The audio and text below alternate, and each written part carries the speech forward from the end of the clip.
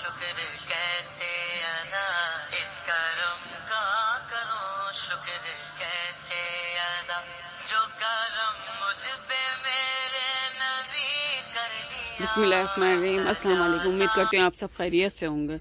अल्हम्दुलिल्लाह आपकी दुआओं से मैं भी खैरियत से हूँ। तो आज मैं आपको हलीम की रेसिपी बता रही हूँ, बहुत मज़ेदार बनता है। आप ज़रूर ट्राई कीजिएगा। ये मैंने लिए हैं 2.5 कप गेहूँ के लिए हैं मैंने।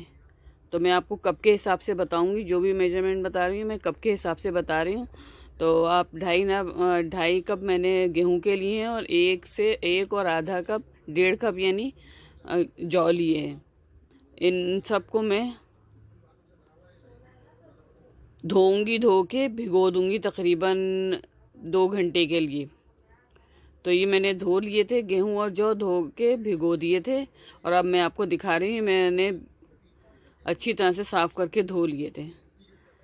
तो पानी मैंने पहले से बॉईल करने के लिए रख दिया था इसका। तो पानी में उबाल आ गया था, तो फिर मैंने गेहूं और जो पानी में डाल के पकने के लिए छोड़ दिए थे। तो ये रेसिपी क्विकली तो नहीं बनती, इसमें टाइम तो लगता है। हलीम में तो ख़ास तौर पे टाइम लगता है, हलीम हुए, पाए हुए, इन चीज़ों में टाइम लगता है। तो मैं ये नहीं कहूँगी कि मैं आपको क्विकली बता रही हूँ। ये थोड़ा सा टाइम लेती है, थोड़ा सा नहीं, काफ़ी टाइम ले लेती है अमूमन हलीम जैसी चीज़ तो। और पाई जैसी चीज़ भी काफ़ी टाइम लेते हैं। तो फिर मैंने गेहूं और जौ तो चढ़ा दिए थे। उसके बाद गोश्त भी मैंने धो के रख दिया था। बीफ लिया है मैंने, गोश्त बीफ है, और ये मैंने बग़ैर हड्डी का लिया है। और बाकी जो मसाला मैं डालूँगी इसके अंदर, मैं आपको ये बता रही हूँ। तकरीबन 4 से 5 प्याज लिए थे, अदरक लहसुन लिया है। अदरक लहसुन को पहले से छील के रख लिया था। और अदरक आधा कप के हिसाब, आधा कप है यानी 5 चमचे हैं।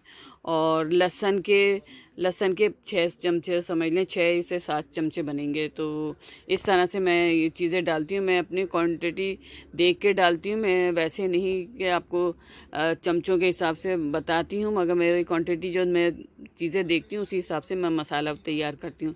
इसमें मैंने अदरक लहसुन प्याज को पीस लिया था। 2 चमचे मैंने हल्दी के लिए हैं, और 4 चमचे मैं इसके धनिए के लिए हैं। दूसरे लाल मिर्च लिए हैं, लाल मिर्च मैंने 2 चमचे भर के लाल मिर्च के लिए हैं। और इसी तरह नमक भी मैंने तकरीबन 4 चमचे नमक के लिए थे। बाद में आप चेक कर सकते हैं, अगर आपको कम लगे तो आप उसमें क्वांटिटी बढ़ा सकते हैं। और यही मैं मिर्चों का कहूँगी कि आप अगर ज़्यादा स्पाइसी खाते हैं तो इसमें मिर्चों की क्वांटिटी आप बढ़ा सकते हैं। इन सब चीज़ों को मैंने पहले अदरक लहसुन प्याज को पीस लिया था। बाकी ये मसाले हैं जो मैंने निकाले हैं वो मैंने आपको बता दिए हैं। अब इन सब मसालों को एक साथ में करके गोश्त में डाल रही हूँ। ये सब मैंने डाल दिया। अब तकरीबन 1 कप मैंने तेल का लिया था, वो तेल इसके अंदर डालूँगी। मसाला वसाला सब मैंने डाल दिया। अब इसके अंदर मैं 1 कप मैंने तेल का डाल दिया है। अब इसको पकने के लिए छोड़ देना है मुझे। आप इसको पहले तेज़ आंच पे पकाएं, फिर हल्की आंच पे पकाएंगे तो ये अच्छा गलेगा। और अगर तेज़ आंच पे पकाएंगे तो इसका पानी खुश्क होता रहेगा और गोश्त जो है देर से गलता है। और हल्की आंच पे पकाएंगे तो गोश्त सही गल जाता है। तकरीबन 30 से 40 मिनट तक गोश्त गल जाता है। किसी के हाथ से गोश्त जल्दी गलता है और किसी के हाथ से गोश्त देर से भी गलता है, ये भी बात होती है। तो मेरे हाथ से गोश्त जल्दी गल जाता है, तो इसलिए मैं आपको इसका बता रही हूँ, और हो सकता है 1 घंटा भी लगे। दूसरी तरफ मैंने बाकी जो दालें वगैरह इसमें डालनी हैं वो मैंने ले ली हैं। 1 नाप मैंने चने की दाल का लिया है, 1 कप चने की दाल ली है। उसके बाद चने की दाल मैंने अलग कर दी है। आधा कप मैंने चावल लिए हैं, और बाकी सब दालें मैं आधा आधा कप ही लूँगी। जैसे मूंग की दाल है, मसूर की दाल है, माश की दाल है, अरहर की दाल है, ये सब मैं आधा आधा कप लूँगी। तो इन दालों को इसी के साथ इसी में डालती रहूँगी। और इसको फिर मैं इसको भी भिगोऊँगी और चने की दाल को भी भिगो दूँगी। तकरीबन मैं 20 से 25 मिनट तक मैंने चने की दाल को भी भिगो दिया था, और इसको इन दालों को भी धोकर अच्छी तरह से भिगो दिया था। इन सब चीज़ों को मैंने बीन के पहले से रखा हुआ था। उसके बाद मैंने ये हलीम की तैयारी करी थी, तो दालें मेरी बिनी हुई थी, साफ़ सुथरी थी। तो मैंने फिर इनको बस नाप लेती गई और इनको एक बॉल में जमा करती गई। उसके बाद मैंने इनको अच्छी तरह से धो के और भिगो दिया था। तो आप भी इसी तरह से करें, दालों को लेके साफ़ सुथरा करके फिर इनको नाप से जितना भी आप बनाना चाहें, जितनी भी क्वांटिटी में बनाएं तो उसी हिसाब से आप दालें भिगो दें। तो भीगी हुई दालें जल्दी गलती हैं बनस्बत इससे कि आप फ़ौरन धो के डालेंगे तो उसमें टाइम लगेगा। तो चने की दाल भी भीग चुकी थी, तो चने की दाल मैंने फिर इसमें चने की दाल डालनी है गेहूं में। अब मुझे गेहूं को चेक करना था कि गेहूं गले कि नहीं गले, तो गेहूं गल चुके थे, तो फिर मैंने चने की दाल डाली थी। तो आप भी इसी तरह से डालें। बहुत से सब अपने अपने तरीक़े से बनाते हैं, मगर मैं जिस तरीक़े से बनाती हूँ मैं आपको वो ही तरीक़ा बताऊँगी जिस तरीक़े से मैं शुरू से बनाती आई हूँ। जो मेरे पेरेंट्स ने मुझे बताया है, मेरी अम्मी, नानी, दादी जिस तरह से बनाती थी, तो उन्हीं को देख के मैं भी उनकी रेसिपी फॉलो करती हूँ और मैं भी उसी तरीक़े से बनाती हूँ। तो एक तरफ मैंने पानी बॉईल करने को रख दिया था, क्योंकि इसका पानी कम हो रहा था, तो मैंने उसमें पानी बॉईल करने के लिए रख दिया। दूसरी तरफ मैं गोश्त को भी चेक कर रही हूँ, गोश्त भी रखा हुआ है, तो दूसरी तरफ मैं गोश्त को भी चेक कर रही हूँ कहीं पानी तो खुश्क नहीं हो गया, और ये भी चेक करने कि गला भी है या नहीं। तो पानी इसका थोड़ा कम था, तो पानी बॉईल हो रहा था, मैंने बॉईल करने को रखा हुआ था, वो मैंने बॉईल पानी इसमें डाला है। चने की दाल डालने के बाद इसमें पानी भी मैंने डाल दिया है। बहुत लजीज बनता है, बहुत, यानी आप बनाएंगे इस तरह से बनाएंगे तो आपको ख़ुद अंदाज़ा हो जाएगा, जैसे बाज़ार के हलीम होते हैं उससे भी ज़्यादा लजीज बनता है। और अपने हाथ की बनाई हुई चीज़ में तो अलग ही मज़ा आता है, और उसके अलग ही चाहत होती है देख के कि हाँ ये हमारे हाथ की बनी हुई चीज़ है, और खिलाते हैं तो कितना अच्छा लगता है। ये देखें, मैं बार बार चला भी रही थी, इसको देख रही थी कि दाल गली कि नहीं गली। दाल बहुत जल्दी गल गई थी, क्योंकि भीगी भी थी दाल, इसलिए जल्दी गल गई थी। अब मैं इसको गोश्त को भी मैंने देख लिया था, गोश्त गलना शुरू हो चुका था, गल चुका था, काफ़ी हद तक गल गया था। ये अब मैं इसको मुझे बार बार चलाना है। मैंने दाल डाल दी है तो मुस्तकिल अब मुझे चलाते रहना है, इसको छोड़ना नहीं है। अगर मैं थोड़ी देर भी छोड़ूंगी तो ये नीचे लगना शुरू हो जाएगा। आँच स्लो है, ज़्यादा आँच पे नहीं, तेज़ आँच पे मैं नहीं बनाती, मैं स्लो आँच पे बनाती हूँ। तो आपको मेरी रेसिपी पसंद आए तो लाइक कीजिएगा, शेयर कीजिए, कमेंट्स करना मत भूलिएगा। जो मेरे नए देखने वाले हैं वो ज़रूर सब्सक्राइब करें, और सब्सक्राइब का ज़रा सा बटन से सिर्फ ये जो थंब है ना, इससे ज़रा सा क्लिक बिल्कुल ज़रा सा दबा दें तो वो बहुत अच्छा रहेगा। मुझे बहुत खुशी होगी कि जितनी मेहनत करी जाती है इन चीज़ों में, आप ख़ुद देख सकते हैं। और आपको पता है, आप अगर घर में खाना बनाते होंगे तो आपको अंदाज़ा हो जाएगा कि किस मेहनत से और किस तरह से बनाते हैं। रेसिपी हम आपको फ़ौरन देते हैं, मगर इसमें टाइम बहुत लगता है। तो आप प्लीज़ हमारी मेहनत को रायगा नहीं जाने दिया करें, रेसिपी देखा करें तो उसको ज़रूर लाइक कर दिया करें और सब्सक्राइब ज़रूर करा करें। तो ये मैंने गोश्त चेक करा था, गल गया था, तो इसलिए मैंने उसको अलग निकाल लिया। इसमें फिर भी पानी था, तो मैंने इसको पानी को भी खुश्क होने के लिए छोड़ दिया था। बाकी मैंने इसको गोश्त को निकाल के बहुत बारीक कर लिया था हाथ की मदद से। अभी मैं आपको दिखाऊंगी ये किस तरह से बिल्कुल मैश हो गया था। इस तरह से हो गया था, कैसा लग रहा था कि ऐसे बिल्कुल ग्राइंड नहीं कर रहे थे, इस तरह से हो गया था। बहुत मज़ेदार गोश्त हो गया था। तो इसमें फिर मैं इसमें वापस रिटर्न कर दूंगी, इसमें डाल दूंगी। तो आप खुद देख रहे होंगे किस तरह से मैंने करके रखा हुआ है। आप बिल्कुल इसी तरह से रेसिपी फॉलो करेंगे तो ज़बरदस्त बनेगा। आप बाज़ार के हलीम को भूल जाएंगे, अपने हाथ का हलीम पसंद करेंगे। ये मैंने मिर्चें रखी हैं उसमें डालने के लिए, जो जो मसाले मैंने रखे हैं वो डालने के हैं। ये हरा धनिया है, पुदीना है, पुदीना भी काट के रखा था, हरा धनिया भी काट के रखा था। और ये तकरीबन 3 प्याज मैंने बड़े साइज़ के लिए हैं बघार के लिए, जो मैं इसमें हलीम में बघार लगाऊंगी। इसको मैंने आपको बताया था ना, मुझे कंटिन्यू चलाना था, तो मैं इसको कंटिन्यू चला रही थी। ये मैंने सुबह रखा था हलीम बनाने के लिए, तो तकरीबन 1 बजे बिल्कुल कंप्लीट तैयार हो गया था। ये देखें, आप देख रहे हैं बिल्कुल गोश्त जो था बिल्कुल मैश हो गया था, इस तरह से कि बस चमचे से मैंने उसको दबा दबा के करा है तो बिल्कुल मैश हो गया था। देर मुझे नहीं लगी थी कि ज़्यादा देर लगेगी इसको बोटियाँ अलग करने में, नहीं, बिल्कुल भी नहीं। चमचे से मैं उसको दबा रही थी तो, और गोश्त बिल्कुल घुल चुका था। इस तरह तेज़ पत्ता रह गया था डालने के लिए, वो तेज़ पत्ता भी मैंने डाल दिया इसमें। एक तरफ मैं बघार रख रही हूँ, मुझे बघार भी लगाना है, दूसरी तरफ मैं हलीम तैयारी के मराहे पर है। अभी आराम आराम से बघार होता रहेगा और दूसरी तरफ मैं हलीम को तैयार कर लूँगी। तो प्याज तो वैसे भी देर से होती है, तो इसलिए मैंने प्याज को हल्के चूल्हे पे छोड़ दिया था और इसमें थोड़ा सा नमक डाला था ताकि अच्छी से इसका जायका और अच्छा हो जाए प्याज का।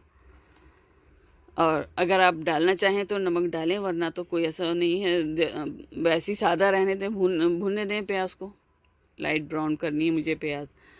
ये इसको मैं और कंटिन्यू चलाती रही थी और इसकी मैंने घुटाई इस तरह से करी है कि आप देख रहे होंगे, इससे अंदाज़ा हो रहा होगा किस तरह से हो। ना दाल पता चल रही है, ना गेहूँ नज़र आ रहा है। हलीम ऐसे ही अच्छा लगता है जिसमें कोई चीज़ साबुत ज़्यादा नज़र ना आए। पूरी तरह से ये दालें वाले सब बिल्कुल मिक्स हो गई थी, यकजा हो गई थी, और गोश्त जो डाला था बाद में वो भी यकजा हो गया था। ये देखें बिल्कुल मिक्स हो गए हैं। और इसी तरह से आप देखते हैं ना, हलीम जो होता है तो हलीम में किस तरह घुटाई जितनी हो हलीम की अच्छी होती है उतना ही लजीज बनता है हलीम।